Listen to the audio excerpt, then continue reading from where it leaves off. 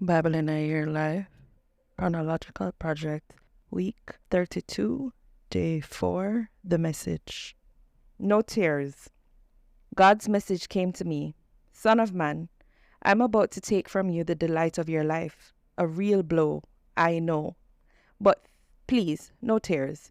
Keep your grief to yourself. No public mourning. Get dressed as usual and go about your work. None of the usual funeral rituals. I preached to the people in the morning. That evening, my wife died. The next morning, I did as I'd been told. The people came to me saying, "Tell us why you're acting like this. What does it mean anyway?" So I told them, God's word came to me saying, "Tell the family of Israel, this is what God, the Master, says. I will desecrate my sanctuary, your proud impregnable fort, the delight of your life, your heart's desire. The children you left behind will be killed. Then you'll do exactly as I have done. You'll perform none of the usual funeral rituals. You'll get dressed as usual and go about your work. No tears. But your sins will eat away at you from within, and you'll groan among yourselves. Ezekiel will be your example. The way he did it is the way you'll do it. When this happens, you'll recognize that I am God, the Master. And you, Son of Man, the day I take away the people's refuge, their great joy, the delight of their life, what they've most longed for, along with all their children, on that very day a survivor will arrive and tell you what happened to the city. You'll break your silence and start talking again, talking to the survivor.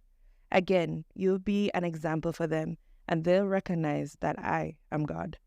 Acts of vengeance. God's message came to me. Son of man, face Ammon and preach against the people. Listen to the message of God the Master. This is what God has to say. Because you cheered when my sanctuary was desecrated and the land of Judah was devastated and the people of Israel were taken into exile, I'm giving you over to the people of the east.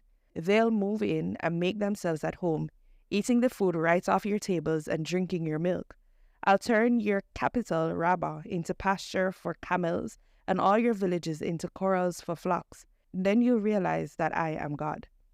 God the Master says, because you clapped and cheered, venting all your malicious contempt against the land of Israel, I'll step in and hand you out as loot, first come, first served. I'll cross you off the roster of nations. There'll be nothing left of you, and you'll recognize that I am God. God the Master says, because Moab said, look, Judah's nothing special, I'll lay wide open the flank of Moab by exposing its lovely frontier villages to attack, Beth Jeshimoth, Baal Meon, and Kiriathaim. I'll lump Moab in with Ammon and give them to the people of the east for the taking. Ammon won't be heard from again. I'll punish Moab severely, and they'll realize that I am God. God the Master says, because Edom reacted against the people of Judah in spiteful revenge and was so criminally vengeful against them, therefore I, God the Master, will expose Edom and kill the lot of them, people and animals both. I'll waste it, corpses stretch from Timan to Dedan. I'll use my people Israel to bring my vengeance down on Edom. My wrath will fuel their action, and they'll realize it's my vengeance, decree of God the Master. God the Master says, because the Philistines were so spitefully vengeful, all those centuries of stored up malice, and did their best to destroy Judah, therefore I, God the Master, will oppose the Philistines and cut down the Cretans and anybody else left along the seacoast. Huge acts of vengeance, massive punishments. When I bring vengeance, they'll realize that I am God. Freedom to the slaves. God's message to Jeremiah at the time King Nebuchadnezzar of Babylon mounted an all-out attack on Jerusalem and all the towns around it with his armies and allies and everyone he could muster. I, God, the God of Israel, direct you to go and tell Zedekiah, king of Judah, this is God's message. Listen to me. I am going to hand this city over to the king of Babylon, and he is going to burn it to the ground. And don't think you'll get away. You'll be captured and be his prisoner. You will have a personal confrontation with the king of Babylon and will be taken off with him captive to Babylon. But listen, O Zedekiah, king of Judah, to the rest of the message of God. You won't be killed. You'll die a peaceful death. They will honor you with funeral rites as they honored your ancestors, the kings who preceded you. They will properly mourn your death, weeping, Master, Master. This is a solemn promise, God's decree. The prophet Jeremiah gave this message to Zedekiah, king of Judah in Jerusalem, gave it to him word for word. It was at the very time that the king of Babylon was mounting his all-out attack on Jerusalem and whatever cities in Judah that were still standing. Only Lachish and Azekah, as it turned out, they were the only fortified cities left in Judah. God delivered a message to Jeremiah after King Zedekiah made a covenant with the people of Jerusalem to decree freedom to the slaves who were Hebrews, both men and women. The covenant stipulated that no one in Judah would own a fellow Jew as a slave. All the leaders and people who had signed the covenant set free the slaves, men and women alike. But a little while later, they reneged on the covenant, broke their promise, and forced their former slaves to become slaves again. Then Jeremiah received this message from God. God, the God of Israel, says, I made a covenant with your ancestors when I delivered them out of their slavery in Egypt. At the time, I made it clear. At the end of 7 years, each of you must free any fellow Hebrew who has had to sell himself to you. After he had served 6 years, set him free. But your ancestors totally ignored me. And now you, what have you done? First, you turned back to the right way and did the right thing, decreeing freedom for your brothers and sisters, and you made it official in a solemn covenant in my temple. And then you turned right around and broke your word, making a mockery of both me and the covenant, and made them all slaves again, these men and women you just set free. You forced them back into slavery. So here's what I, God, have to say. You have not obeyed me and set your brothers and sisters free. Here's what I'm going to do. I'm going to set you free. God's decree. Free to get killed in war or by disease or by starvation. I'll make you a spectacle of horror. People all over the world will take one look at you and shudder. Everyone who violated my covenant, who didn't do what was solemnly promised in the covenant ceremony when they split the young bull into 2 halves and walked beside them.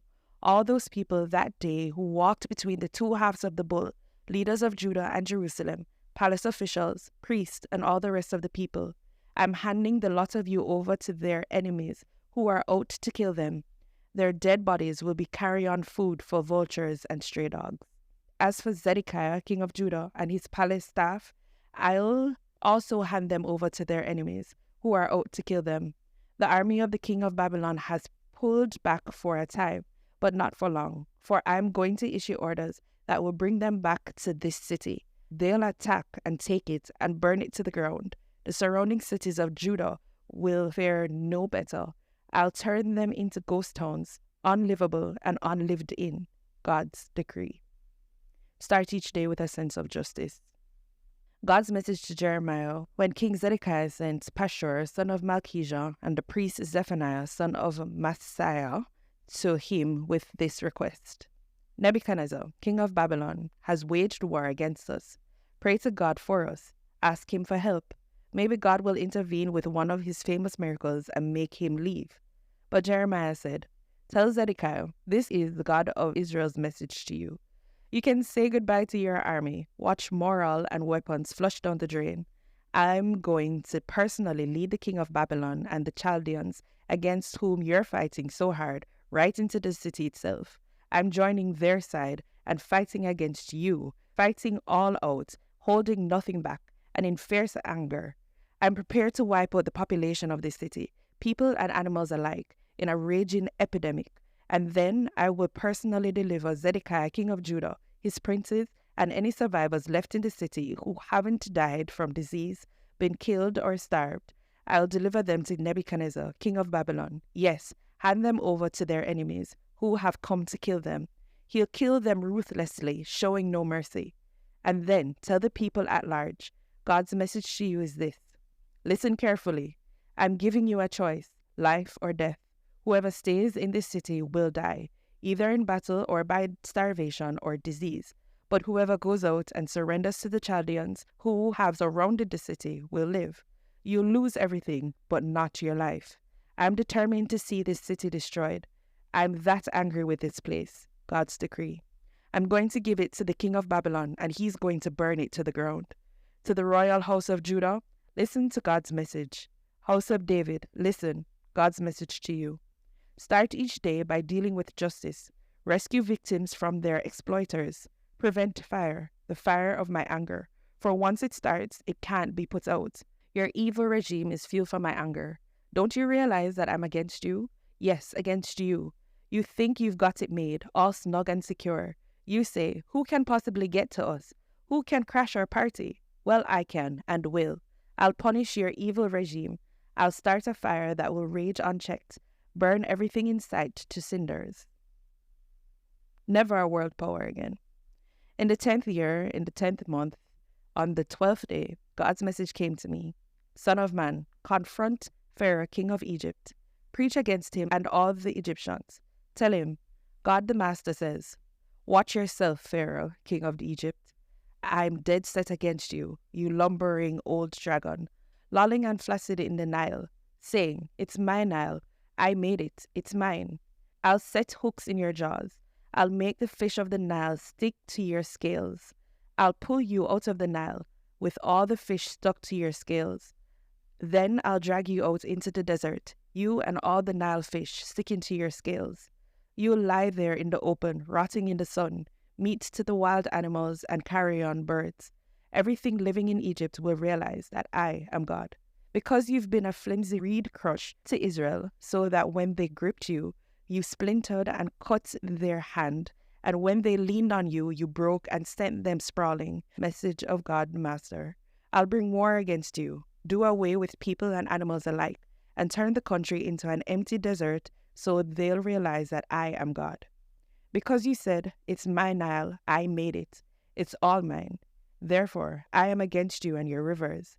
I'll reduce Egypt to an empty, desolate wasteland, all the way from Migdol in the north to Sien and the border of Ethiopia in the south. Not a human will be seen in it, nor will an animal move through it. It will be just empty desert, empty for 40 years. I'll make Egypt the most desolate of all desolations. For 40 years, I'll make her cities the most wasted of all wasted cities. I'll scatter Egyptians to the four winds, send them off every which way into exile. But, says God the Master, that's not the end of it. After the 40 years, I'll gather up the Egyptians from all the places where they've been scattered. I'll put things back together again for Egypt. I'll bring her back to Pathros, where she got her start long ago. There, she'll start over again from scratch. She'll take her place at the bottom of the ladder, and there she'll stay, never to climb that ladder again, never to be a world power again. Never again will Israel be tempted to rely on Egypt. All she'll be to Israel is a reminder of old sin. Then Egypt will realize that I am God, the Master. In the 11th year, on the 7th day of the 1st month, God's message came to me. Son of man, I've broken the arm of Pharaoh, king of Egypt, and look, it hasn't been set. No splint has been put on it, so the bones can knit and heal, so he can use a sword again. Therefore, God the Master says, I am dead set against Pharaoh, king of Egypt, and will go ahead and break his other arm, both arms broken. There is no way he'll ever swing a sword again. I'll scatter Egyptians all over the world. I'll make the arms of the king of Babylon strong and put my sword in his hand. But I'll break the arms of Pharaoh, and he'll groan like one who is mortally wounded. I'll make the arms of the king of Babylon strong, but the arms of Pharaoh will go limp. The Egyptians will realize that I am God when I place my sword in the hand of the king of Babylon. He'll wield it against Egypt, and I'll scatter Egyptians all over the world. Then they'll realize that I am God. The funeral of the big tree. In the 11th year, on the 1st day of the 3rd month, God's message came to me. Son of man, tell Pharaoh, king of Egypt, that pompous old goat, who do you, astride the world, think you really are? Look, Assyria was a big tree, huge as a Lebanon cedar, beautiful limbs offering cool shade, skyscraper high, piercing the clouds. The waters gave it drink. The primordial deep lifted it high, gushing out rivers around the place where it was planted, and then branching out in streams to all the trees in the forest. It was immense, dwarfing all the trees in the forest, thick boughs, long limbs, roots delving deep into earth's waters. All the birds of the air nested in its boughs. All the wild animals gave birth under its branches. All the mighty nations lived in its shade. It was stunning in its majesty, the reach of its branches, the depth of its water-seeking roots. Not a cedar in God's garden came close to it. No pine tree was anything like it. Mighty oaks looked like bushes growing alongside it. Not a tree in God's garden was in the same class of beauty. I made it beautiful, a work of art in limbs and leaves, the envy of every tree in Eden, every last tree in God's garden. Therefore, God the Master says, because it skyscrapered upward, piercing the clouds, swaggering and proud of its statue, I turned it over to a world-famous leader to call its evil to account. I'd had enough. Outsiders, unbelievably brutal, felled it across the mountain range. Its branches were strewn through all the valleys, its leafy boughs clogging all the streams and rivers. Because its shade was gone, everybody walked off. No longer a tree, just a log. On that dead log, birds perched, wild animals burrow under it. That marks the end of the big tree nations. No more trees nourished from the great deep, no more cloud-piercing trees, no more earth-born trees taking over. They're all slated for death, back to earth, right along with men and women, for whom it's dust to dust. The message of God, the Master. On the day of the funeral of the big tree, I threw the great deep into mourning.